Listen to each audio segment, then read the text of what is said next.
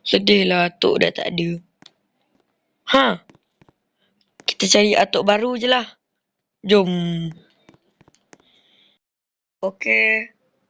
Jom kita tengok calon-calon atuk baru kita. Hai, saya nak jadi atuk baru awak, boleh tak?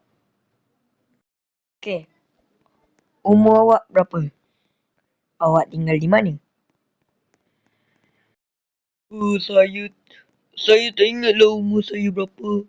Saya tinggal di mana ya? Saya pun tak ingat. Oh, kau tak ingat? Okey, next calon. Saya nak jadi atuk baru kamu, boleh? Tahu tak kan, atuk aku dulu dia muda je, handsome pula tu.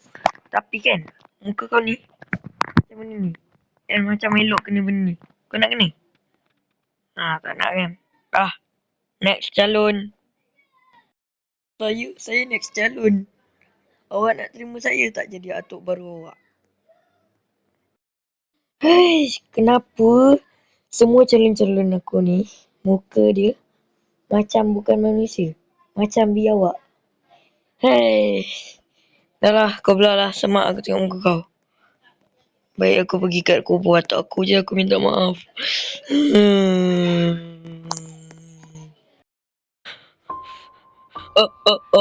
Atuk, tak ada siapa boleh gantikan atuk.